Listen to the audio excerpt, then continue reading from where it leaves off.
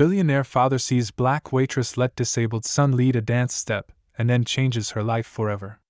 A heavy quietness descended upon Kingsley's, Manhattan's most prestigious dining establishment, the stillness so profound it felt tangible. All chatter stopped. Silverware hung motionless, and countless gazes focused on the narrow space between dining tables. 10-year-old Lucas Montgomery trembled visibly. His legs, secured in metal supports, shook as he extended his hand toward Diana Johnson, the establishment's sole African-American server. The live pianist had just started a gentle tune, and the child's sudden desire to invite someone to dance emerged unexpectedly. "Sir, manage your child." Manager Thornton's cutting tone pierced the quiet. "Such behavior is unacceptable. This establishment is not a ballroom, and our staff members are not present to amuse youngsters." Richard Montgomery, proprietor of Montgomery Investments and among the nation's wealthiest individuals, felt his throat tighten. This marked his first attempt at bringing Lucas to dine publicly since the incident that had partially immobilized his legs 2 years prior, an error he would never repeat. "Lucas, take your seat." The command emerged quietly but decisively. Diana stood frozen, her attention moving between the manager, the wealthy businessman, and the child whose outstretched hand remained suspended. During her 5 years of employment there, she had mastered the art of invisibility, particularly around patrons like Montgomery. "Mr. Thornton, I'm departing. My work period has concluded." Her tone remained steady as she unfastened her apron and set it upon the serving tray. Then, to everyone's astonishment, she smiled at Lucas and accepted his hand. "I cannot dance while wearing an apron." Richard rose suddenly. "What are you attempting to do?" Diana met his stare. "I am accepting an invitation, sir." Before anyone could intervene, Lucas moved forward tentatively. His foot scraped painfully along the floor, and his metal braces produced a harsh sound. Yet Diana made no attempt to direct him or rush his movements. She simply matched her rhythm to his. "She'll lose her position tomorrow," murmured a lady at the adjacent table. Richard observed, immobilized. A sudden recollection struck him. Elizabeth, his deceased spouse, dancing with Lucas in their home. "Perfection isn't the goal," she had stated. "Connection is what matters." As Diana followed Lucas's awkward movements, something shifted in the boy's expression. Fear transformed into deep focus. Embarrassment became quiet confidence. For the first time following the accident, he wasn't being directed, assisted, or corrected. He was taking charge. "Mr. Montgomery," the manager's voice broke his contemplation. "I guarantee this incident will not recur. She will face appropriate consequences." Richard remained silent. The entire establishment seemed to await his response. After all, someone with his influence could destroy any career with a single statement. Workers ceased their activities. Other patrons observed with morbid fascination. Lucas's smile, however, was the sole sound resonating in his thoughts. Diana escorted the boy back to his table after 3 dance movements. "Thank you for the invitation," she said formally, as though addressing a grown-up. "It was a privilege." When she turned to exit, Richard halted her. "Hold on." His voice sounded altered, nearly foreign to himself. "What is your complete name?" "Diana Johnson, sir." Richard nodded deliberately. "Diana Johnson," he echoed as though committing it to memory. Then he retrieved a card from his jacket and extended it toward her. "My office. Tomorrow at 10 morning." The entire restaurant held its collective breath. Diana took the card without displaying emotion, though her hand shook slightly. "Father," Lucas called as she departed. "Why did you act that way?" The inquiry lingered like an indictment. Richard looked at his son and momentarily saw not merely the child Elizabeth had entrusted to his care, but a whole person whose desires and requirements he had systematically disregarded for 2 years. As dinner continued in uncomfortable silence, nobody observed Diana's expression before her departure. Not one of fear or defeat, but of quiet resolve that contrasted with a tempest forming in Richard Montgomery's gaze. If this tale of dignity and change is already moving your heart, remember to subscribe to the channel to discover how a simple act of respect can ignite a quiet revolution capable of transforming lives permanently. The entrance hall of Montgomery Tower gleamed with its glass and marble surfaces, reflecting the morning sunshine. Diana Johnson immediately sensed her displacement in her finest attire, a navy blue skirt and white blouse purchased at discount. The individuals passing her wore garments that likely exceeded her monthly housing cost. "Diana Johnson here to meet Mr. Montgomery," she informed the receptionist, who scrutinized her with a clinical stare before placing a call. "18th floor, Miss Winters will receive you." In the elevator, Diana breathed deeply, gripping her weathered handbag against her chest. What she experienced wasn't fear. It was a quiet resolve that emerged from having confronted worse circumstances, far worse. Miss Winters was a woman in her 40s with a penetrating gaze and flawless bearing. "Mr. Montgomery is conducting a conference call. Please accompany me." While walking through the mirrored corridors, Diana sensed the curious stares of the staff. An African-American woman being guided through the executive offices was sufficiently uncommon to generate speculation. "He had you terminated, didn't he?" Winters inquired suddenly when they were alone in a waiting area. "It occurs. Influential clients call and individuals like you lose employment. Individuals like me. You understand my meaning?" Winters adjusted her eyewear. "Staff members who don't understand their position." Diana smiled without amusement. "And where precisely would that be?" Before Winters could respond, her telephone rang. "He will meet with you now." Richard Montgomery's office occupied half the floor. Through the floor-to-ceiling windows, Manhattan appeared like a distant recreation area. The man stood, staring out at the city as though it were his personal domain. "Mr. Montgomery." Diana greeted him formally. Richard turned, his face displaying studied composure. "Miss Johnson, thank you for arriving." He indicated a chair. "Please."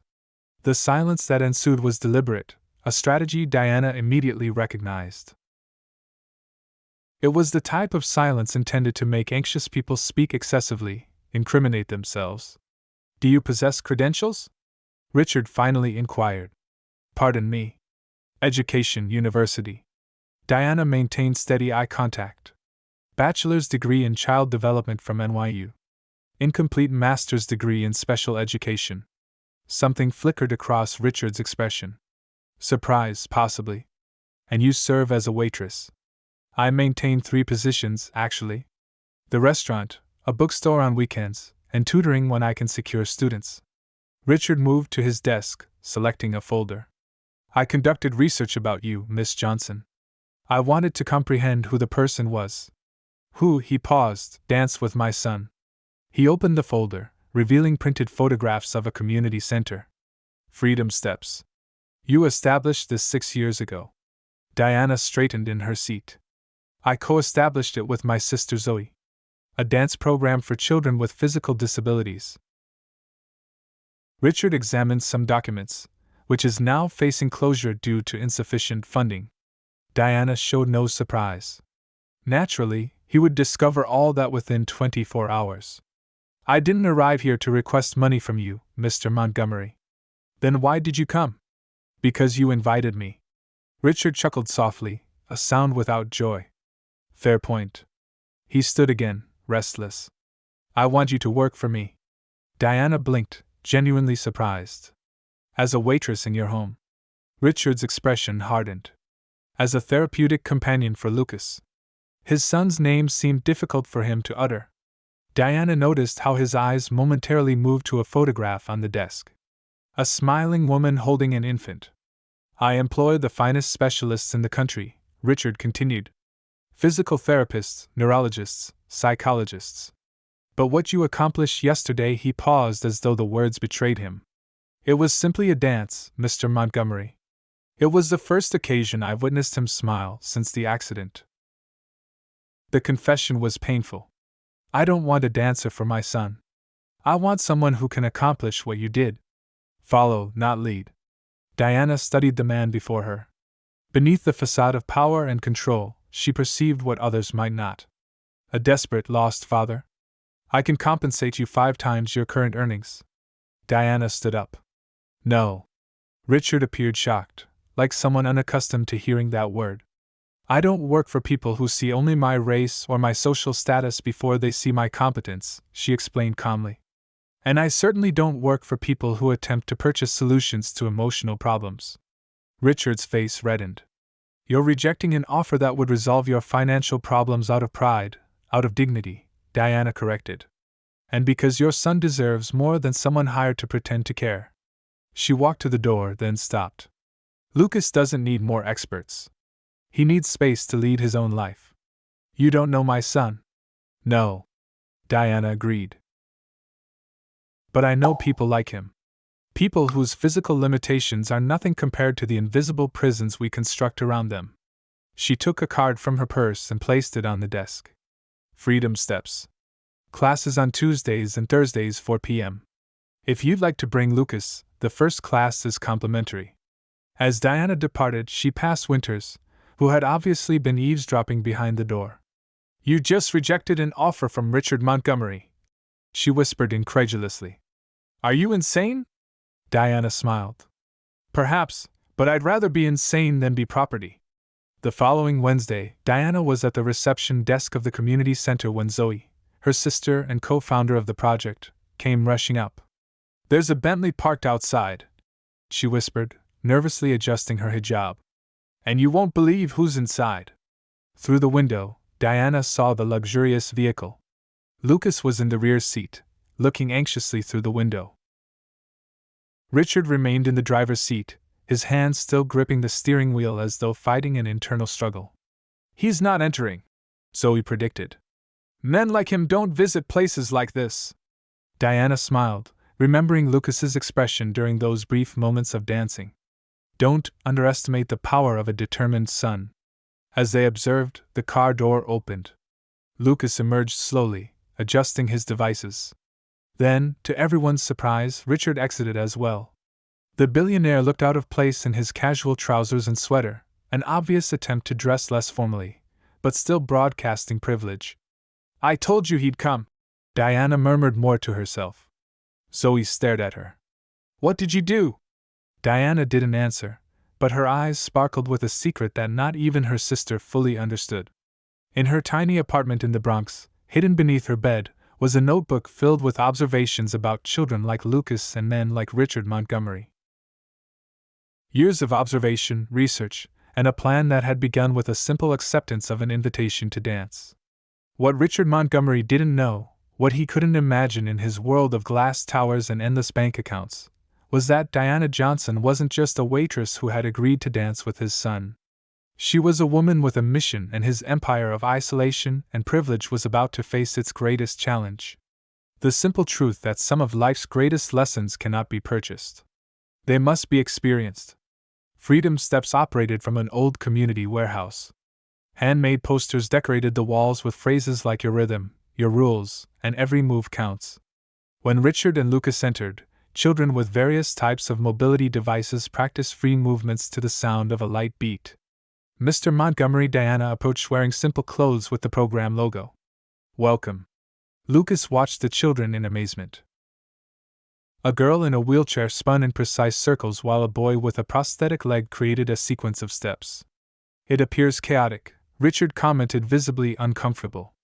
There is structure, Diana replied. It's just not the one you recognize. She turned to Lucas. Would you like to participate? The boy nodded enthusiastically but looked at his father, hesitant. Go ahead, Richard said tensely. I'll remain right here. As Diana guided Lucas to the group, Zoe approached Richard and offered him a chair. The first day is always the most difficult, she commented. For the parents, not the kids. This isn't therapy, Richard argued. I hired the best rehabilitation specialists. And how has that been working for Lucas? Zoe asked gently. The studio door opened. An older woman entered, leaning on an ornate cane. She had gray hair and elegant braids and a commanding presence. Dr. Elaine Mercer, Zoe whispered. Neuroscientist specializing in brain plasticity.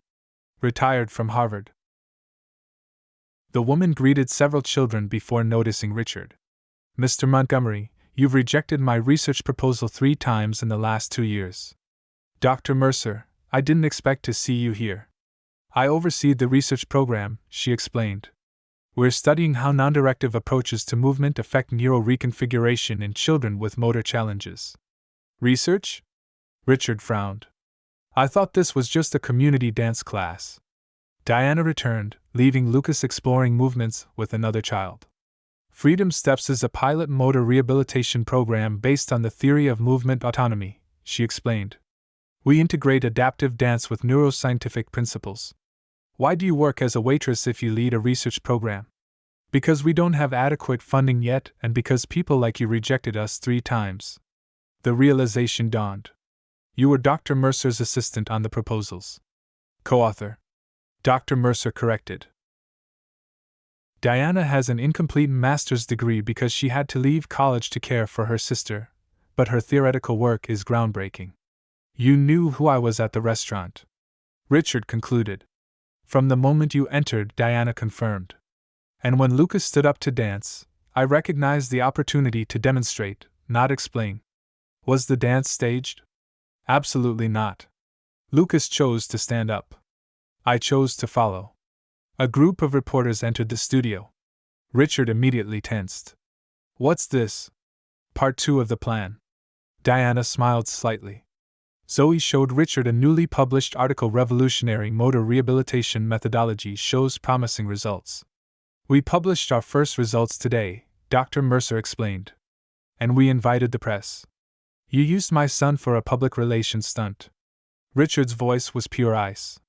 Diana led him into a side room where photos of dozens of children adorned the walls, each with handwritten progress statistics. On the last wall was an empty frame. What's that? He asked. Our future, the full rehabilitation center we could build if we had the resources. 500 children a year instead of 50. You orchestrated all this, Richard muttered. The dance, the meeting, bringing me here on press day. I saw an opportunity and took it 4 months ago when you canceled our meeting without reading the proposal. I promised myself I'd find a way. Diana. Zoe interrupted. It's Lucas. They rushed back. Lucas was in the center of the room surrounded by other children. Someone had turned off the music and everyone watched in silence. The boy had removed one of his braces and was trying to balance on just one support. Lucas. Richard started forward, but Diana stopped him. Wait, she whispered. Watch. Lucas took a deep breath, focused. Then, to everyone's amazement, especially his father's, he took a complete step without full support. It was small, unsteady, but entirely his. The children cheered. Camera flashes went off. Richard's face, usually composed and unreadable, was now exposed with unshed tears glistening in his eyes. That's why we created Freedom Steps, Diana said softly. It's not about perfect steps. It's about first steps on your own. Richard watched his son, not as a problem to be managed, but as a complete person discovering his own strength.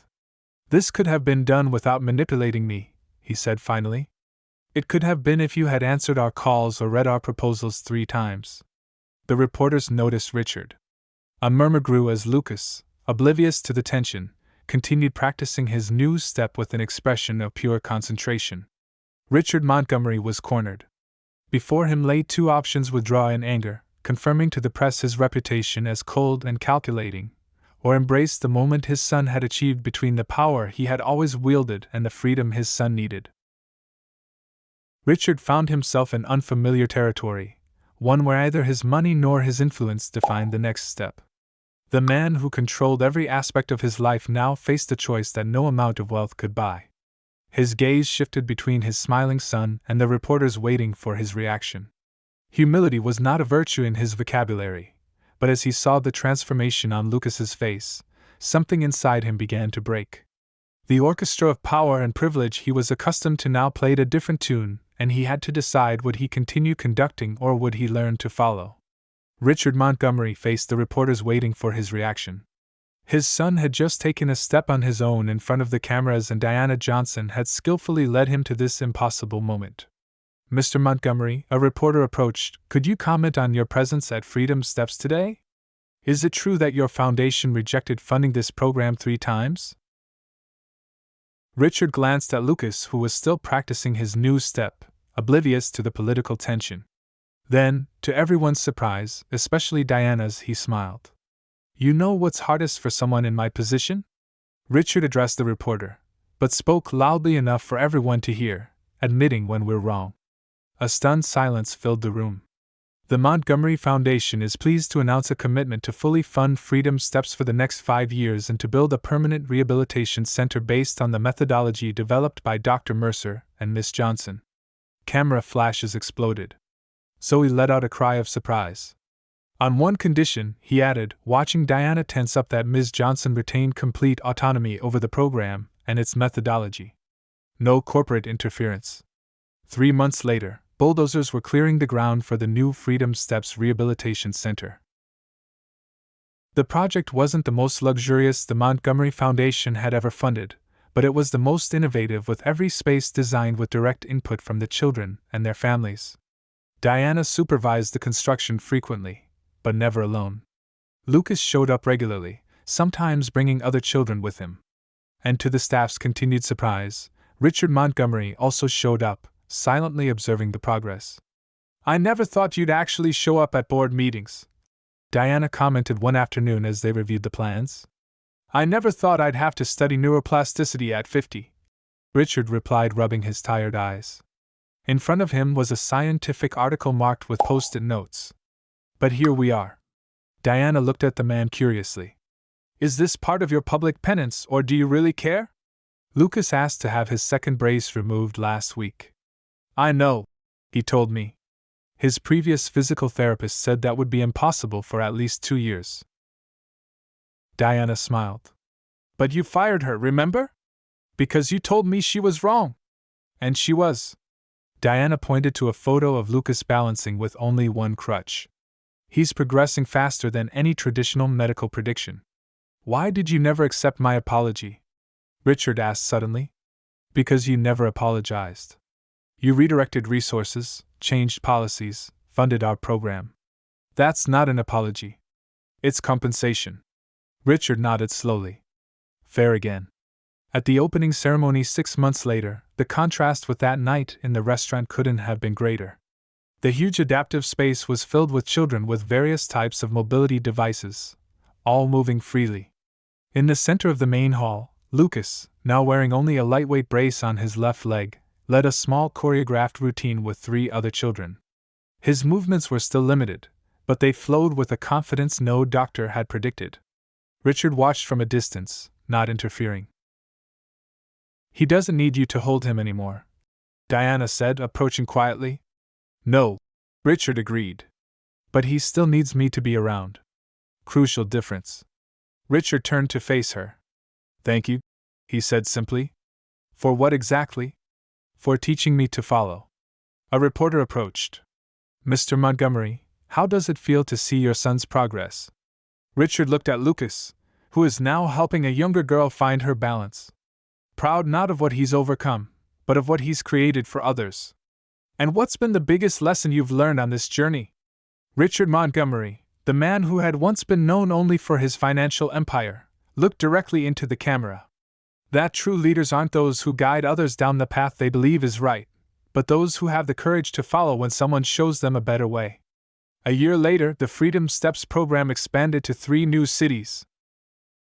Diana received the Pediatric Rehabilitation Innovation Award, and her methodology began to be implemented in hospitals across the country. Lucas, now using only a light cane on difficult days, enrolled in regular school and became a youth spokesperson for the program, inspiring other children to find their own pace. And Richard learned the hardest and most valuable lesson of all, that true power does not lie in controlling every move, but in knowing when it is time to take a step back and let others lead the way. In a world where powerful people rarely change their perspectives, and where those without power often remain in the shadows, the story of Richard, Diana, and Lucas reminds us that true transformation occurs when we cross the invisible boundaries that separate us. When a billionaire learns from a waitress. When a father follows in his son's footsteps. If this story about how a simple gesture of dignity changed lives forever touched your heart, be sure to subscribe to our channel, because we believe that the most profound revolutions don't start with grand manifestos or billion-dollar fortunes. They start when someone has the courage to take an authentic first step and someone else has the wisdom to follow.